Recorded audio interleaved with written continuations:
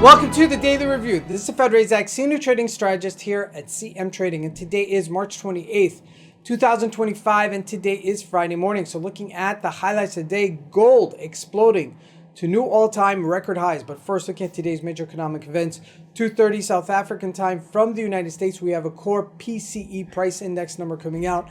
Inflation report mostly. Now looking at the market, starting out with the Forex symbols, the major pairs really unchanged day to day, and shifting over to the indices, the Dow Jones and the NASDAQ, both retracing just by a little bit and drifting lower. Now looking at commodities, gold does explode, while oil and natural gas really unchanged day to day. And looking at the stocks, they're really mixed. There should be a list of strong stocks and weak stocks and see how they follow through. And lastly, looking at cryptocurrencies, Bitcoin retracing just by a little bit. So let's take a look at the markets and see what we can expect from today's trading.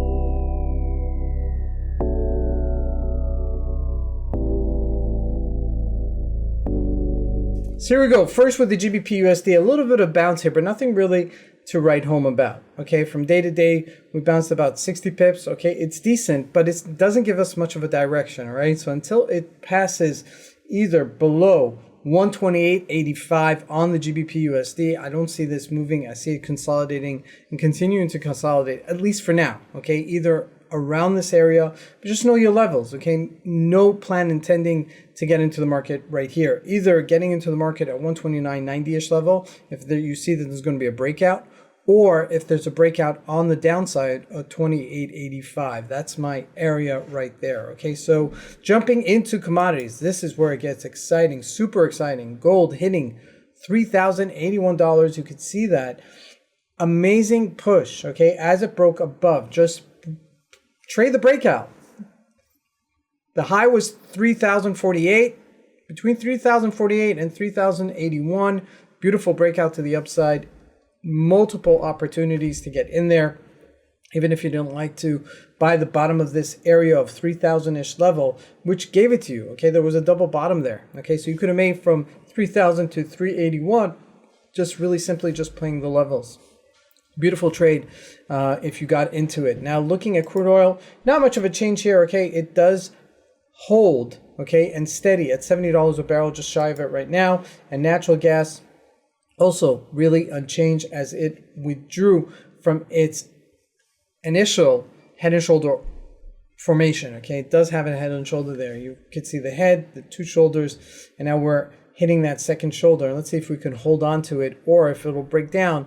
That's a potential move on the downside. Now looking at the U.S. markets, really drifting just sideways here, just a little bit lower yesterday on the NASDAQ and on the Dow Jones. Now looking at the individual stocks, this is where it gets super important. Okay, so let's start with Meta. Meta did retrace a little bit yesterday, but what were some of the ones that traced more? Tesla did retrace a little bit, but not enough to really call it a day. But NVIDIA did. NVIDIA moved on the downside to 109 as that has taken a retracing for it. So that affects the NASDAQ. Okay, that's super important because this is a market leader now.